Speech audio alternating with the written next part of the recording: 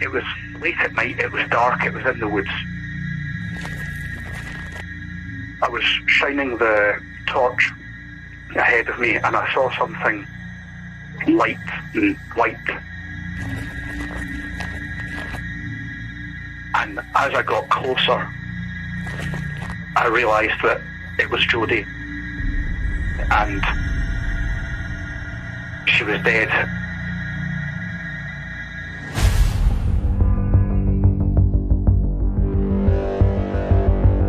It's being described by police as one of the most violent murders in a generation.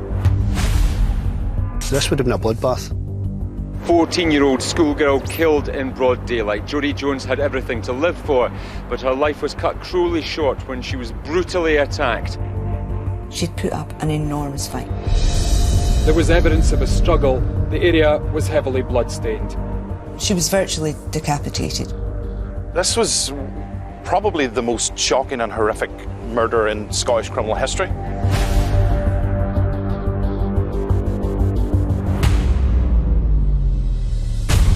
Children being accused of horrendous crimes tends to attract a massive amount of outrage. He was a Satan-worshipping, scary Gothic character. This is a little village, and we've got a devil worshipper. You can just imagine the fear. Mitchell was convicted and jailed for a minimum of 20 years. Mrs. Jones, are you happy that justice has been served today?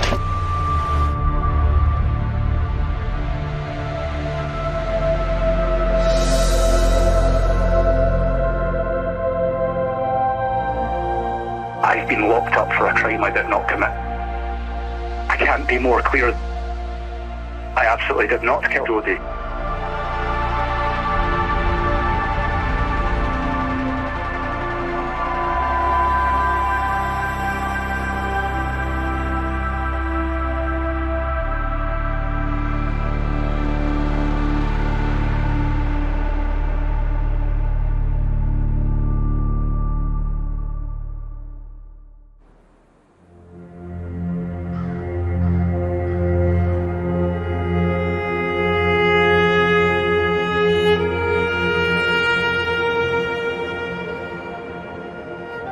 Dalkeith is the biggest town in this area. Originally a market town, about 8 miles from Edinburgh.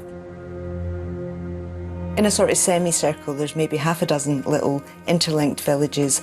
Some of them were mining villages, some of them grew up out the market town of Dalkeith. Nothing ever really happens here. It's an ordinary place with ordinary people. Teenagers Jodie Jones and Luke Mitchell lived in the neighbouring villages of East Houses and New Battle.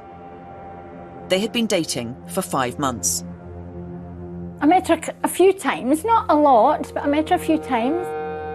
Typical 14-year-old, shy but not to the awkward stage and not cocky, just a lovely, well-mannered wee girl.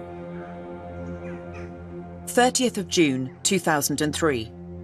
Jodie and Luke arranged to meet as usual after dinner. A very, very ordinary Monday. Couldn't have been more ordinary. But as it turned out, it wasn't, was it?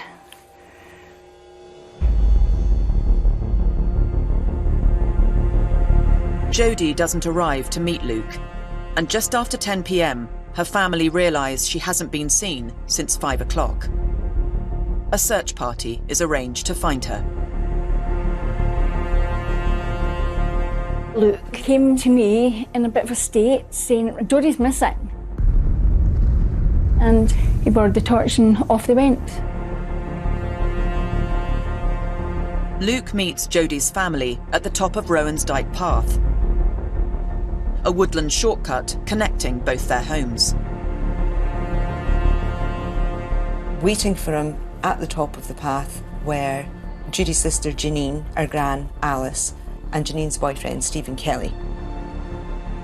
So they all set off down the path, and they're just past this break in the wall, and Luke goes over the wall and he calls out, "I think there's something here."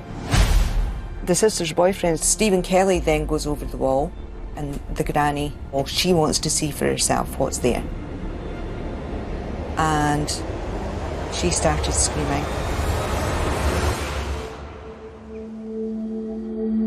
Jodie had been beaten. Her hair had been pulled out by the roots. She'd been strangled. Her throat was cut between 12 and 20 times.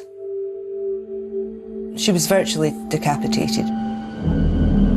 Jodie Jones was found hidden in woodland on the other side of a wall running alongside a path. Tonight there is a very real, deep sense of shock that a crime like this has happened here.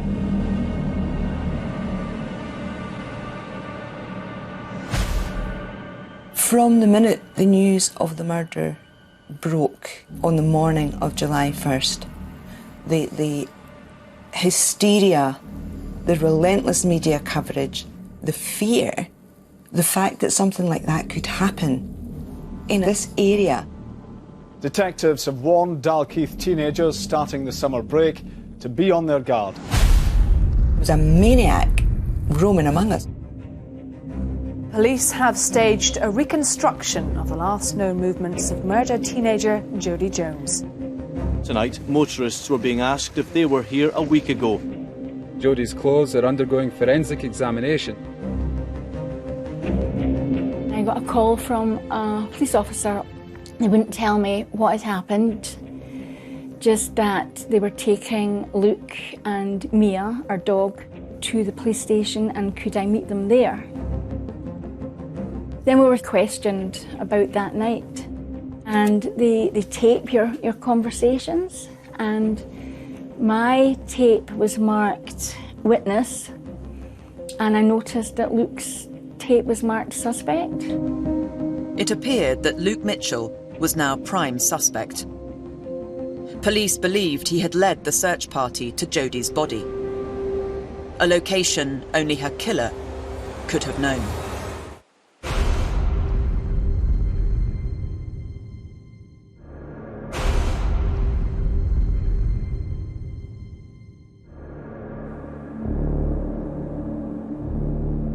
It seemed 14-year-old Luke Mitchell had become the prime suspect in his girlfriend's murder. A police search of his house revealed more about his character. Mitchell had really highly peculiar habits at home. He was storing up jars of urine in his room. He was a dope-smoking, kind of feral youth, scary gothic character. They found satanic slogans on his school jotters. And one of the things that made this case seem really scary, really terrifying, was this emphasis that Luke Mitchell was a devil worshipper, that he was into the occult.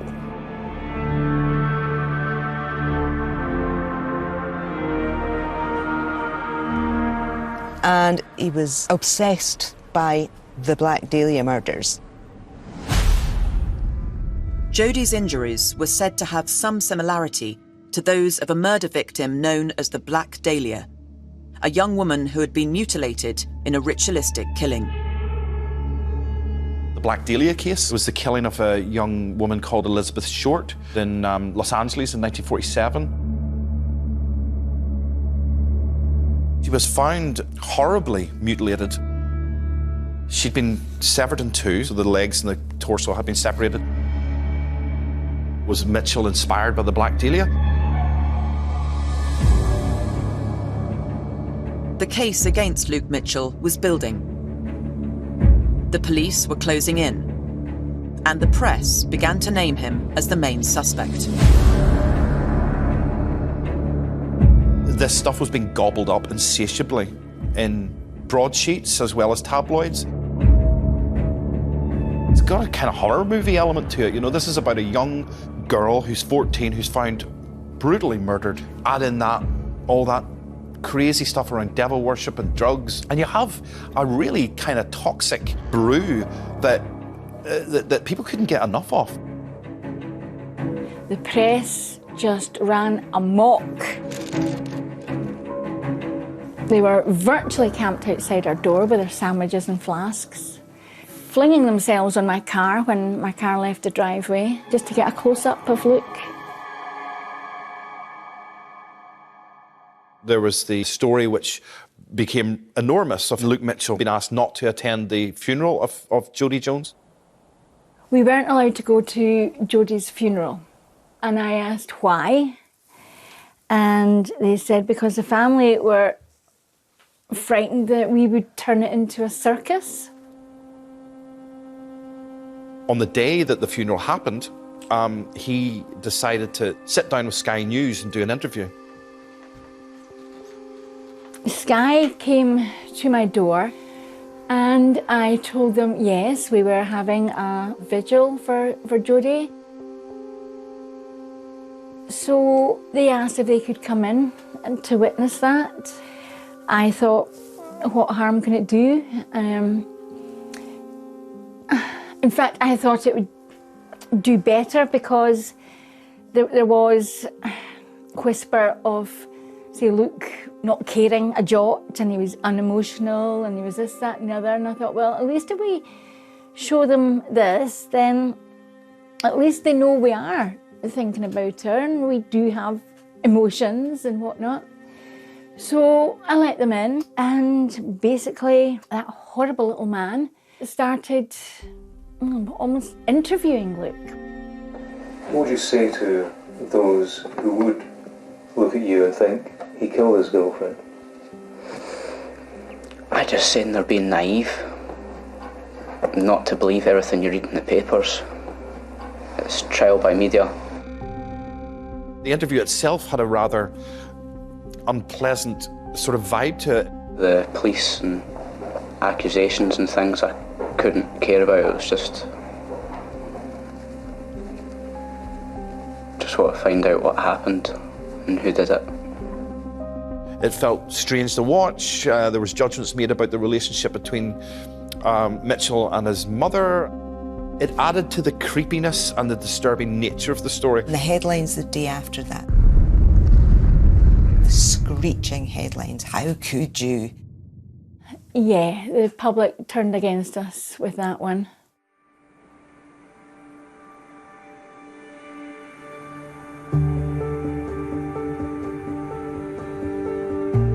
A 15-year-old boy has been remanded in custody after appearing in court charged with the murder of Jodie Jones. Luke Mitchell was finally arrested on the 14th of April 2004, 10 months after Jodie's murder. At around 7:30, the police arrested the youth at his home and brought him back here to the station. His alibi that he was at home cooking dinner was rejected, and his mother and older brother were arrested. We understand that she's going to be charged with attempting to pervert the course of justice in connection with this case. The final plank in the police case against Luke Mitchell was that his mother gave a false alibi to protect him.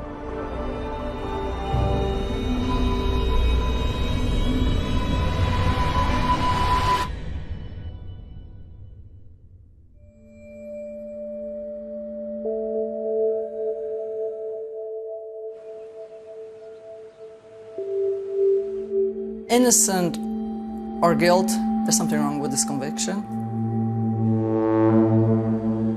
We have a 14-year-old boy, and despite extensive investigation, there is no forensic evidence to link him to the crime. The evidence is insufficient to say beyond a reasonable doubt that this was Luke Mitchell that committed this murder. If we're going to find somebody guilty, it has to be on the basis of solid evidence beyond reasonable doubt. That hasn't happened in Luke's case. We're talking about a person's life, and you need science to put someone in jail.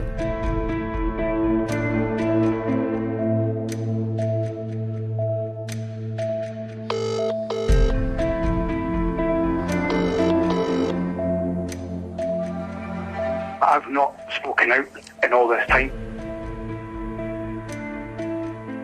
because every time I've tried to speak out, I've been shouted down and just been called evil and manipulative and twisted. It can't be more clear. I absolutely did not kill Jodie. And I've been locked up for a crime I did not commit. I will not admit to something I've not done. I want to clear my name.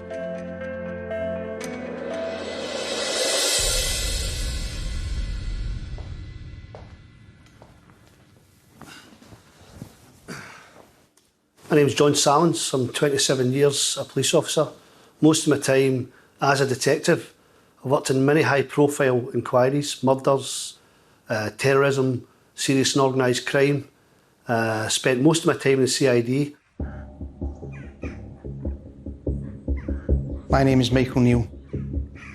Started off as a uniformed officer in the north of Glasgow. Trained as a firearms officer during that time. Then moved into the CID arena. Spent the majority of my career after that as a detective. John and I now run our own private investigation company.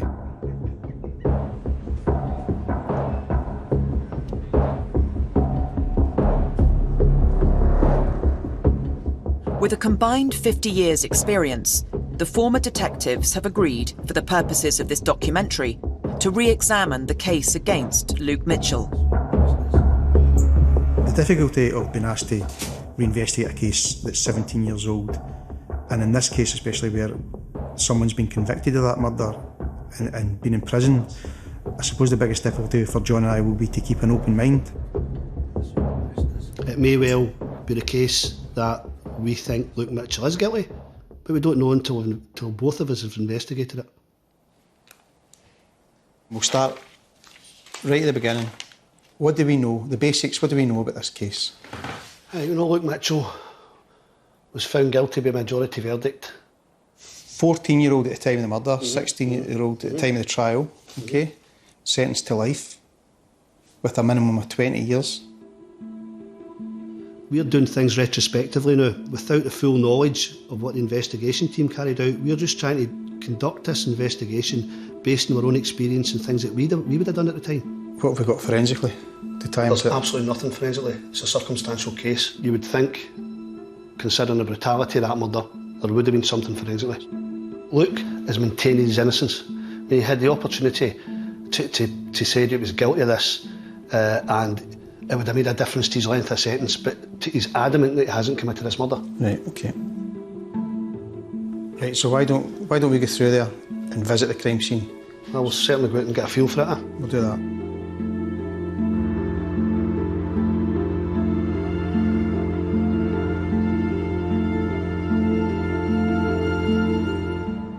It's a lovely place as well, isn't it? Nice wee quiet town. I think we're far away now.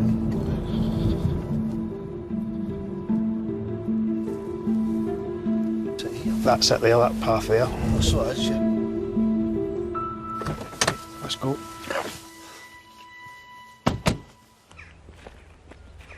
So it's just a straight track up here, right? I was a crime scene manager for about 5 years. You've got to think like the suspect. What can I take from this that's going to help me find out who has committed this crime? If you can retrieve evidence from the actual scene of the crime, linking the accused to the crime, it doesn't get any better than that. Is that it? That is. Right. We'll just try to establish exactly where the body was found.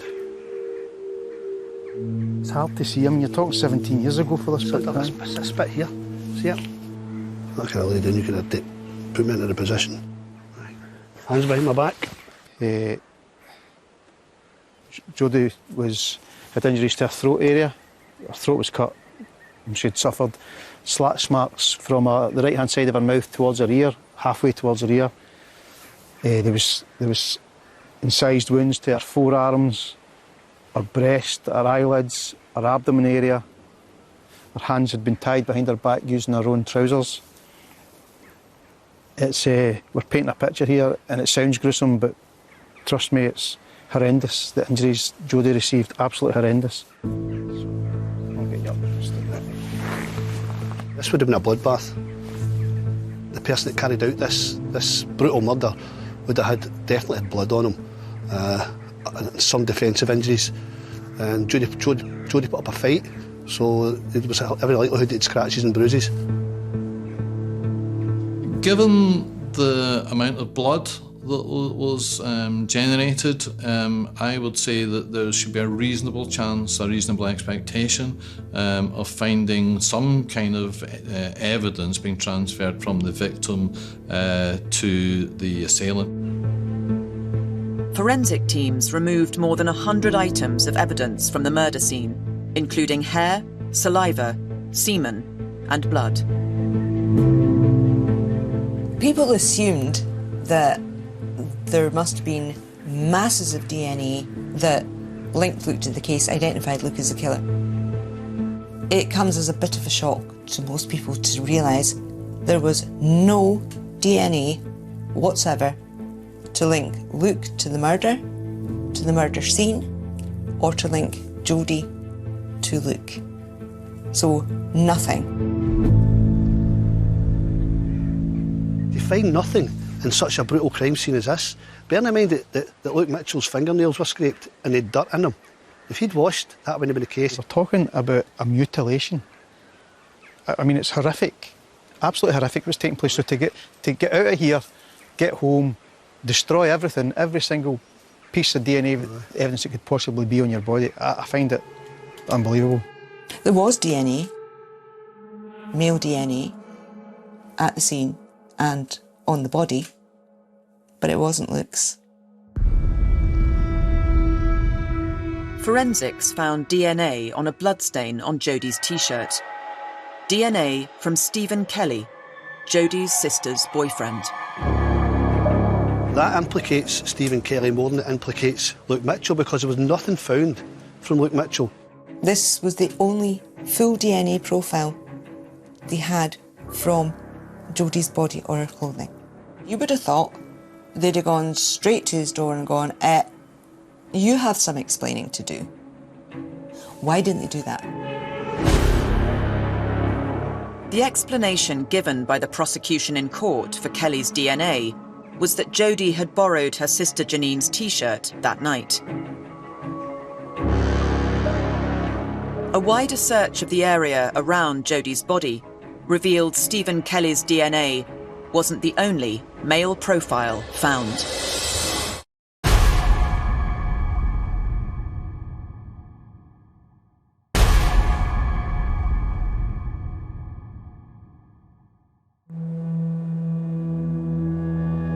Forensic searches from the crime scene found DNA from Jodie's sister's boyfriend on clothing. But another male profile was also found, in a used condom close to Jodie's body. That condom was found to have what was described as fresh semen.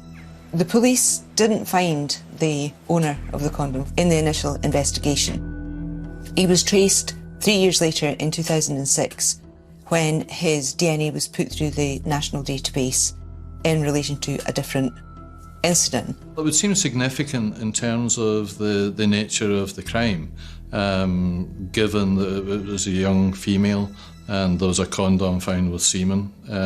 I think it should have been more significance than it apparently did. What stood out for me in particular was the lack of scientific evidence against the accused, and the fact that they had other potential line of investigation and they focused on just one person. We've only been here a short space of time. Straight away we spoke about another two potential suspects. Luke Mitchell was the only member of the search party to be forensically examined by the police that night.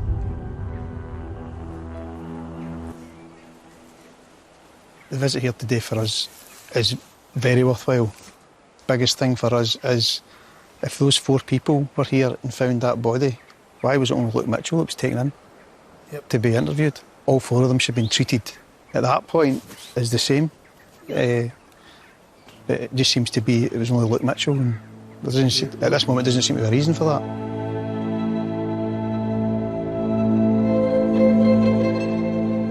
It was obvious from the police treatment of me that I was a suspect from day one. I was told to sit separately from the rest of the members of the search party.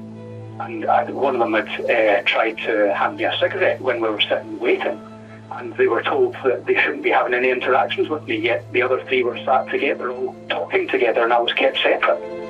I mean, this was genuinely from the very first moment that police had arrived, that I was being treated separately. I sprinted up to a police station. I asked where my child and my dog were. I was shown into a room, and the sight was just horrendous. Luke was sitting in a white forensic suit. He'd been stripped naked, and he just had a tear streaming down his cheek, and his eyes were like saucers. It looked like somebody hit him right between the eyes with a mallet. That's what he looked like. Total shock. The police would be under pressure from an early stage to make sure that they identified a suspect and arrested someone. But it is possible to lose important lines of inquiry by developing a case theory prematurely. That early closing of minds or the possibility of other suspects can result in lines of inquiry not being taken, which means then that to an extent the investigation becomes an inevitability in terms of where the finger points.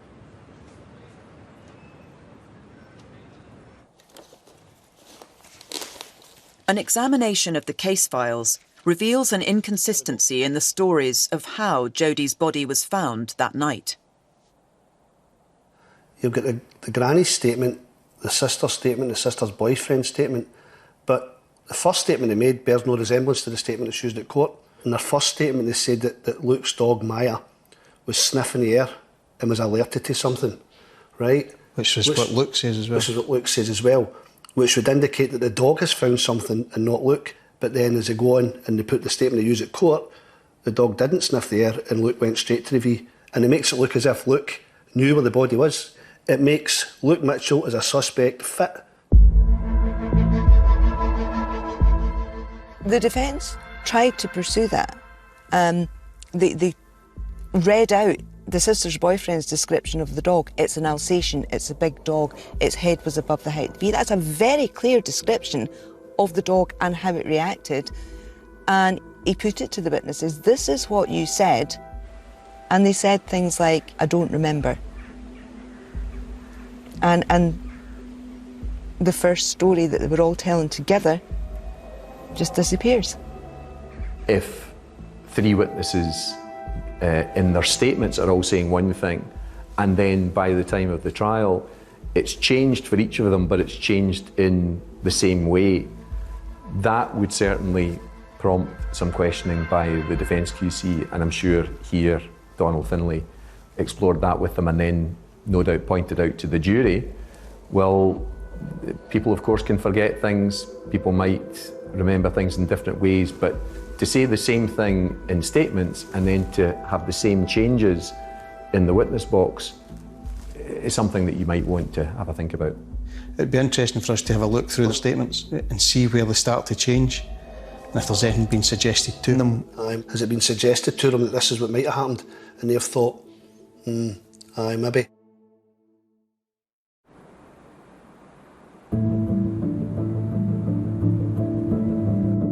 Luke Mitchell was 14 years old when he was accused of murdering his girlfriend. He was named by the press within days, but not officially charged until 10 months later. Luke was, when I say he was in the press constantly, I mean daily, absolutely daily. This is 5 days after the murder, I believe, where we've got detectives hunting the killer of 14-year-old Jodie Jones. We're last night questioning her boyfriend and his older brother, and Mitchell's named here. So, you know, we have the ethical issue right at the start of the case. You know, should we be naming a child at this point? Umpteen photos of him, naming him. Now, bear in mind, this is pre-trial. He had not been convicted. He hadn't even been arrested. But he was being treated like a criminal. So, I mean, we've got a picture of Mitchell here. When you look back on this, it's intensely problematic for how this case is going to be treated by a jury, in the eyes of the public. Why do people think he did it? Because the police told the press and the press told the public. You worry about how this whole narrative was being framed by the police using the press and what that would mean by the time it gets to court. That's really what lies at the kind of icky heart of this.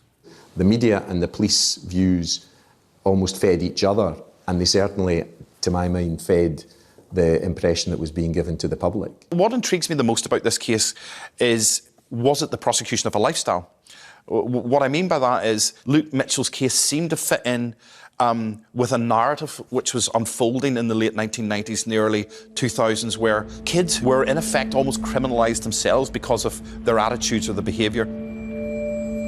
The dope smoking, the violent computer games, the listening to, music that adults found offensive. I mean, one of the strange things about this case is the whole involvement of Marilyn Manson and the Black Dahlia story being sucked into the narrative of the Luke Mitchell case. Marilyn Manson was fascinated with the Black Dahlia case.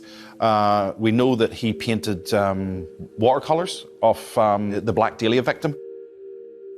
And it turned out that the prosecution were trying to claim that Luke had carried out a copycat of the Dahlia murder from the Manson paintings because he was obsessed with Marilyn Manson. Well, if the kid's into Marilyn Manson and Marilyn Manson's into the Black Dahlia, then, was Mitchell inspired by the Black Dahlia? There's a little bit of a problem there. Or there should have been a little bit of a problem there, because there was no evidence at all that Luke had ever seen the paintings or that he knew anything about them. So they took all the computers that Luke had access to. None of them had accessed those paintings. If this website is what he would have had to access in order to see anything to do with the Black Dahlia killing, where's the evidence that he accessed that? And there is none.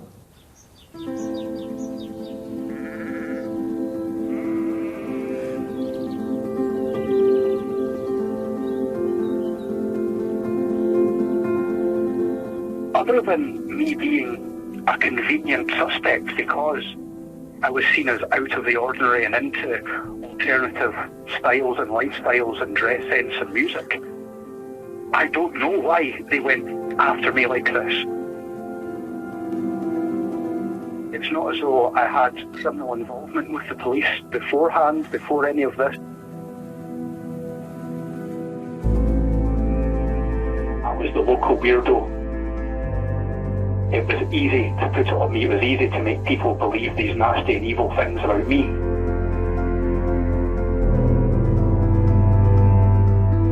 The whole idea, I don't know how many times this has to come up in cases like this. They listen to a particular type of music and that drives them to murder. There is no scientific evidence to back up those claims, wherever they've been made. But they keep wheeling that old nugget out because it's sensational. People don't go out and kill because of Marilyn Manson. You can't blame Marilyn Manson for murder.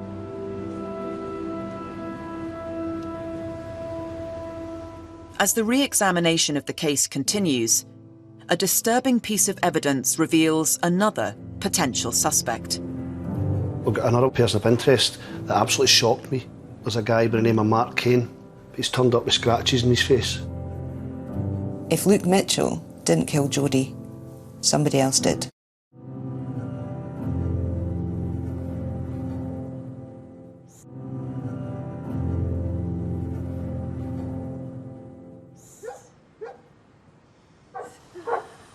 Sound effects.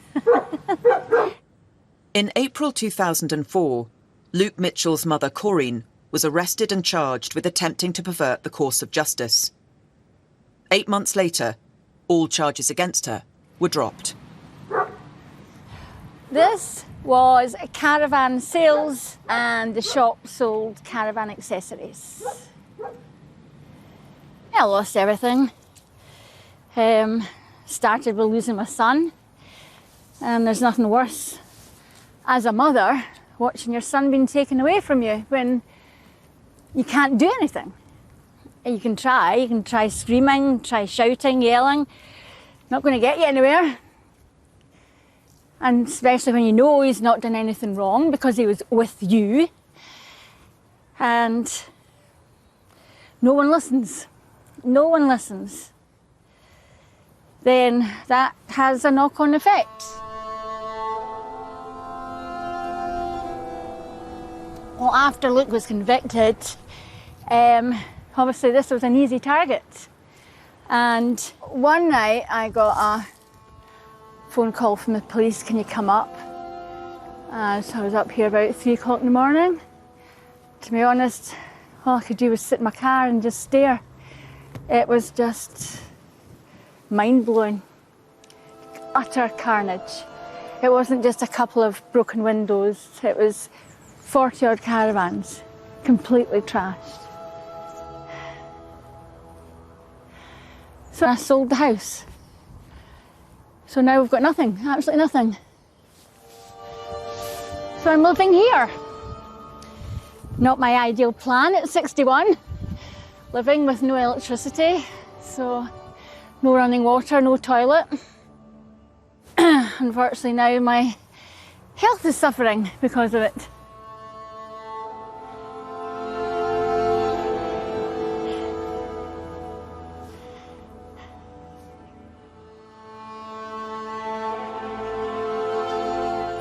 No, you're too big to do that now. You're too big to do that now. Yes, you are.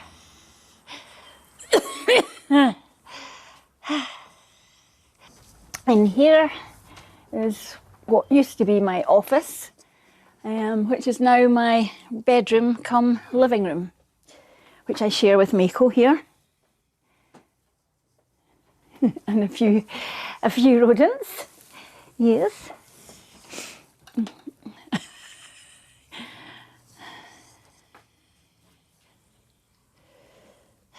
How long have you lived here? What are we, coming up 6 years.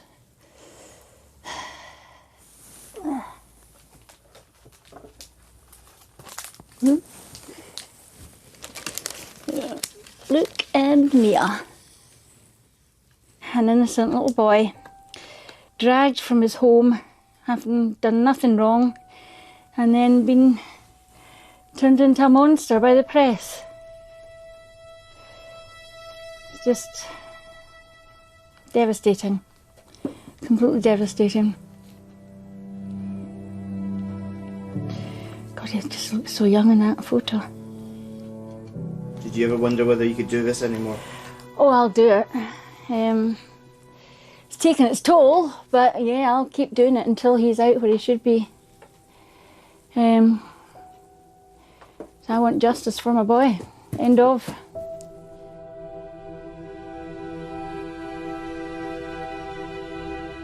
A lot of the time I still feel 16, 17. And I have to remind myself that I'm nearly 32 now. They took me away in April 2004 and I've still not managed to go home yet. I'm still waiting to go home.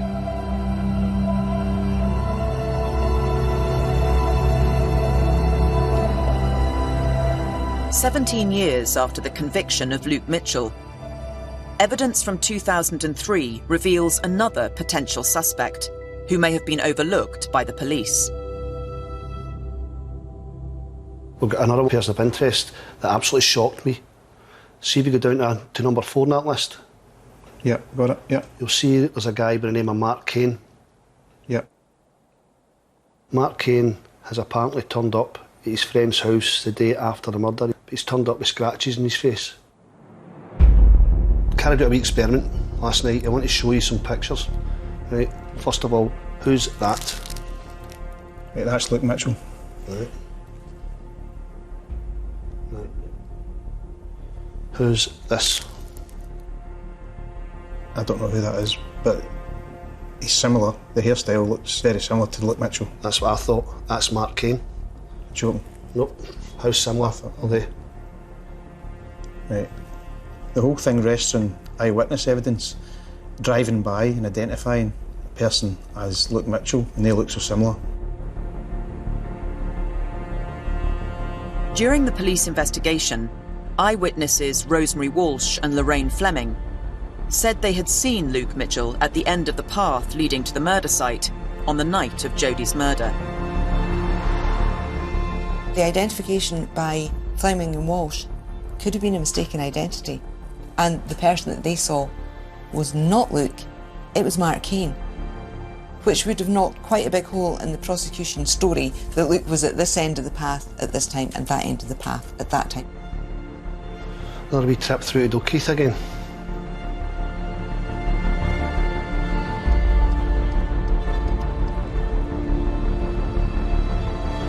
Scott Forbes, the man who was visited by Mark Kane the day after the murder, has agreed to meet with the investigators at the crime scene.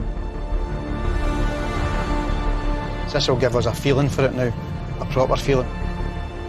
Nothing better than actually speaking to folk direct rather than reading their statements. There's a gate there. And there's the entrance to the path. Right.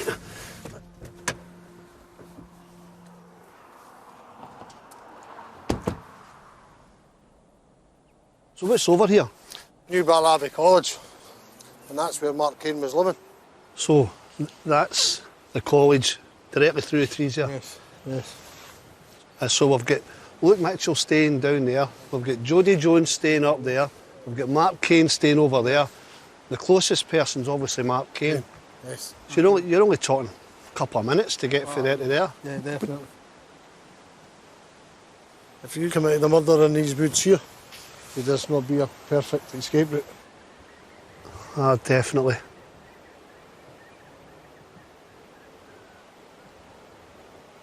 Tell me how you know Mark Kane, Scott. I met Mark Kane when I was a student at the same time. As an individual, what sort of person was he? Listen, he was a nice laddie in his own ways, but he was a very, very disturbed boy. Very, very disturbed. He carried a 8-inch blade with a brown wooden handle, kitchen knife. What makes you think that Mark Kane's involved in the murder of Jodie Jones then? Mark Kane visited my flat in Leith the day after Jodie had been killed. And had big scratches on his face, 3. I told him a wee girl had been killed and asked him where he had been and where he got his scratches. He told me he was in New Barlaby, in the woods. That the same The base area. of the woods surround this field? Yes, yes. Right. He told me he was taking methadone, he had taken his whole script of Valium, he had got a bag of speed, smoking cannabis, and he was drinking lager. See the day you seen him, did he have a knife on him? Ah, he would have had. I never seen it. You never seen it? But he would have had. I told him I was concerned. You know, you've just told me you've been in a woods full of drugs. A wee girl's dead, you've got scratches on your face. He told me he fell in a bush. And that's how he scratched his face. And I remember saying to him, that's no scratches for a bush. He got flustered. And then he left. After he left my flat, I was still concerned. Do you think Mark Kane killed Jodie Jones? I genuinely don't know. I've always suspected it. Mick and I would like to have a chat with Mark Kane. Is it possible for you to arrange a meeting that we could sit down and talk to him about this and view the things that you've... No. Mark Kane died last year. Mark Kane's dead? Yes, Mark Kane's dead, yes. Last year? Last year, just last year.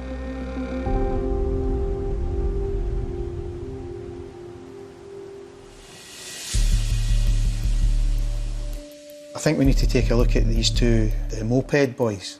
We've got a witness who sees the moped against the wall, right at the V in the wall in the crime scene, right? Sees the moped leaning against the wall, but doesn't see them there. What time was that at? 5:15. The exact time that Jodie was murdered. We decided, right, let's see if we can get Luke to get a polygraph. That would be a dramatic, sensational twist in the story. Did you stab Jodie on the 30th of June 2003?